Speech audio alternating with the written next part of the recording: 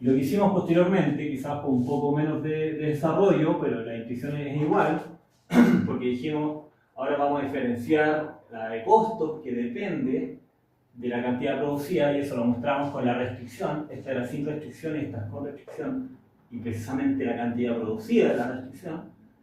Y decíamos entonces esto es igual a la derivada de la función de costos que depende de Q con respecto a Z1 por la diferencia de Z1 más lo mismo pero en Z2.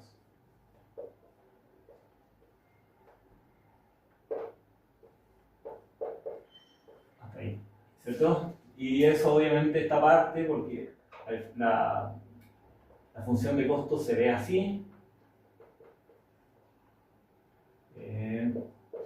Entonces sabemos que esa derivada, derivar todo esto con respecto a Z1 es lo que lo está multiplicando. Entonces esta parte nos queda W1, esta parte.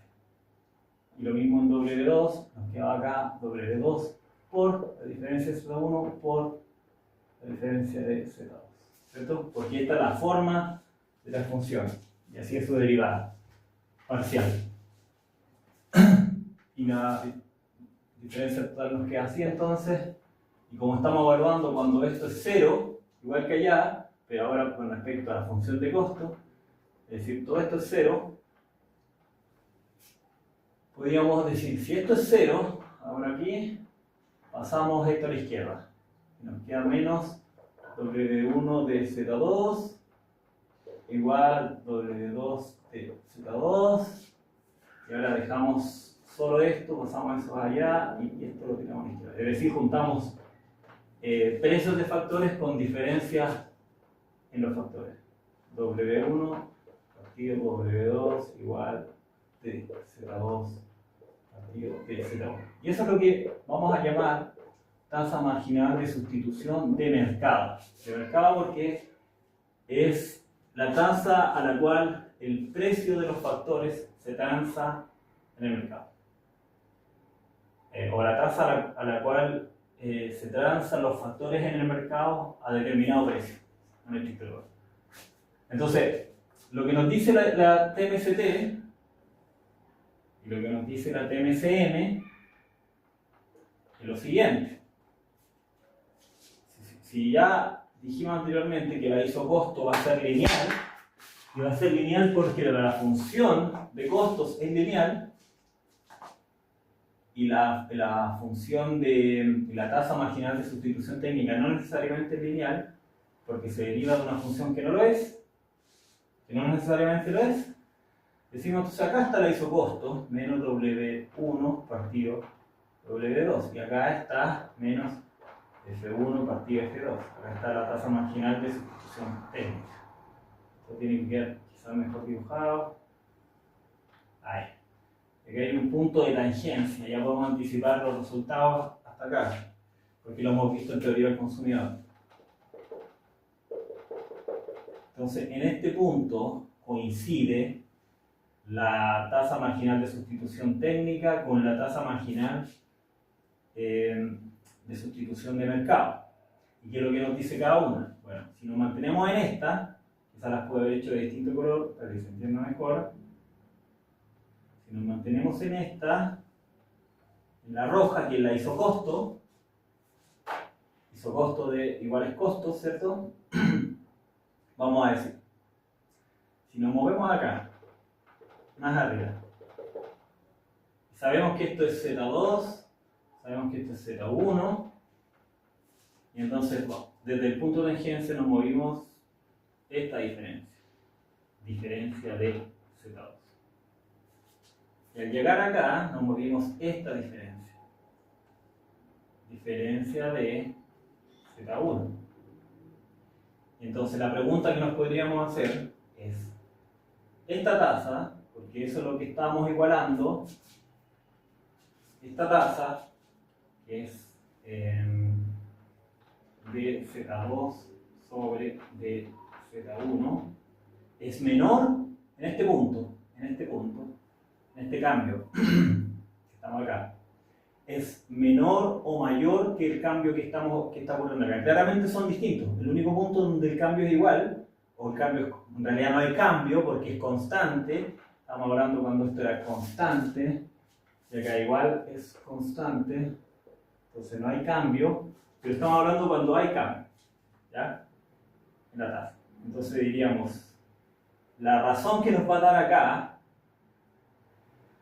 con respecto a este punto, al equivalente pero de la tasa, es mayor o menor en la línea recta que en la línea azul. Esa es la pregunta que nos podríamos hacer. Podemos ver que por la pendiente que hay acá, y como este es el eje de Z2, en este punto, entonces lo que está ocurriendo es que lo que está ocurriendo, el cambio que conecta con la línea roja es menor que el cambio que conecta con la línea azul. Básicamente estamos diciendo que la razón que define a la tasa marginal de sustitución de mercado, que es menos W1 partido W2, es menor a la tasa que define a la tasa marginal de sustitución técnica, que es menos F1 partido F2. En este punto. Y en este punto inferior, trazamos otro contraejemplo acá, estaría ocurriendo lo contrario, ¿cierto? Esta curva ya acá se aplana, ¿cierto? En este caso se aplana. Entonces y en este caso, la pendiente es igual, acá. Entonces aquí estaría ocurriendo que menos, perdón, lo vamos a hacer aquí mismo, en este punto, menos W1 partido W2 es mayor a menos F1 partido F2. Y obviamente en este caso, inicial, donde no hay cambio, menos W1 partido W2 es igual a menos F1 partido F2. Entonces, estamos viendo tres escenarios. Y esto obviamente lo tenemos que ver simplemente con la pendiente. Por eso sabemos que esta pendiente es mayor que esta pendiente en este tramo. Pero acá será el caso contrario. Esta pendiente se aplana y esta se mantiene. Por lo tanto, ahora la roja es mayor que la pendiente azul. Y eso es lo que mostramos acá.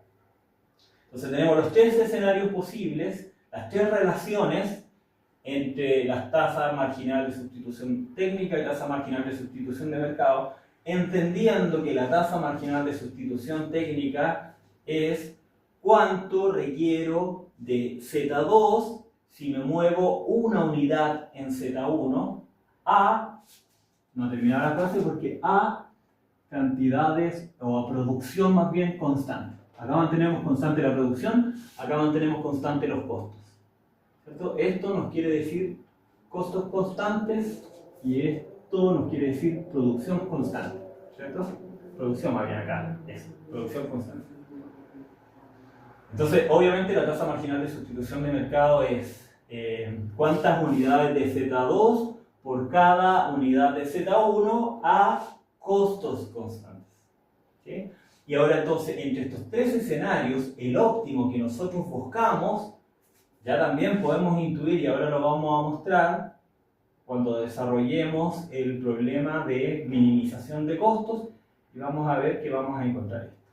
Quiere decir que después lo vamos a formalizar, pero básicamente estamos igualando la tasa marginal de sustitución de mercado con la tasa marginal de sustitución de...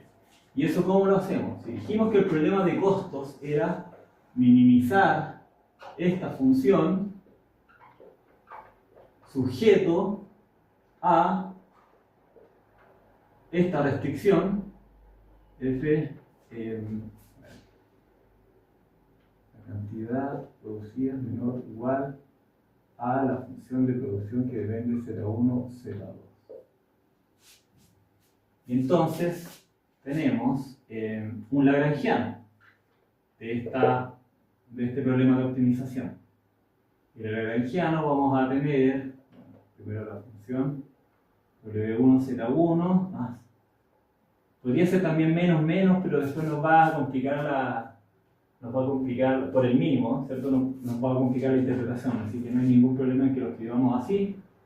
Y vamos a tener después más el lagrangiano, Q menos esto, que todavía no estamos usando una función en particular, así que la escribimos como forma general.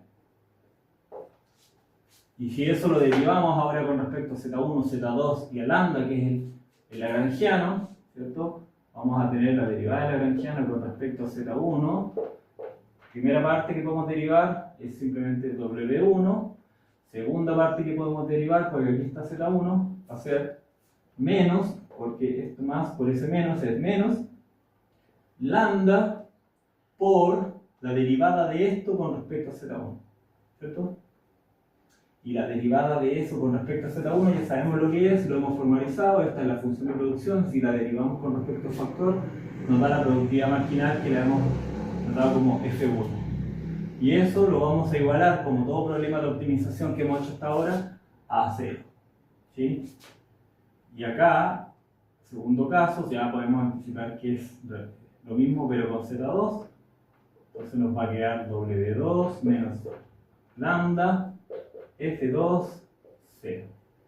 Y por último, vamos a tener la derivada del lagrangiano con respecto a lambda, y eso es simplemente la restricción, y es como poner Q igual F Z1, Z2. En realidad sabemos Q menos, ¿cierto?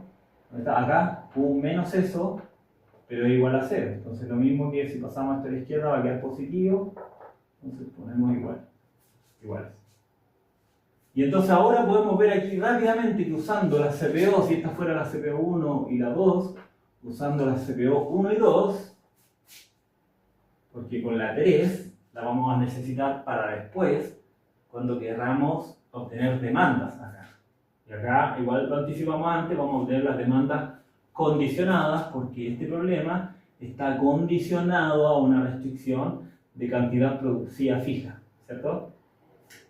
Entonces, pero acá no, con la CPO 1 y 2, porque estas son las condiciones de primer orden, solo con la 1 y 2 podemos buscar una relación entre este parámetro que lo entrega el mercado, ¿cierto? Y esta productividad que lo entrega la tecnología. Y entonces, obviamente, esto pasándolo a la derecha y esto pasándolo a la derecha, después lo podríamos dividir y nos va a quedar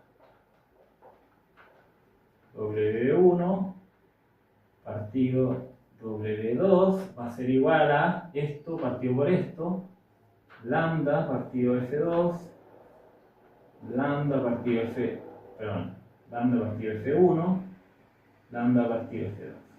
Y es tan simple como lo hemos hecho también con teoría del consenso, pasando esto a la derecha, y después dividiendo 1 y 2, ¿cierto? Y ahí podemos obtener esto. ¿Por qué hacemos eso? Para eliminar el lambda. Está arriba y abajo, y nos queda simplemente, si esto lo multiplicamos, bueno, pasamos este a la izquierda y este a la derecha, ya podemos decir que están en negativo, porque sabemos anteriormente por esta diferencia total que son negativas, son dependientes negativas, ambas. Pero aquí tenemos nuestra TMSM es igual a TMST. Entonces en el problema de minimización de costos que resuelve la firma, se da este escenario. Entonces, ¿qué encontramos con ese problema? Encontramos precisamente ese punto de tangencia entre la isocuanta. Acá recordemos por qué esto es isocuanta, porque es una curva de nivel. Bueno, para que no nos confundamos, acá tenemos la tasa marginal de sustitución de mercado. Y la isocuanta en estricto rigor es si esto es la tasa a la cual sustituimos un factor con el otro, la interpretación de la isocuanta es mantener el mismo nivel de producción en cada uno de los puntos de la curva. Y entonces la interpretación es similar a lo que hacemos con la tasa marginal de sustitución de mercado, donde decimos que es una isocosto. ¿Isocosto qué quiere decir? Que mantenemos los costos constantes en cada punto de esta recta. ¿Sí? Ya, entonces, la tangencia entre la tasa marginal de sustitución técnica y tasa marginal de sustitución de mercado va a ser el punto que resuelve el problema de minimización de la empresa, y entonces desde ahí vamos a encontrar las demandas condicionadas para los factores.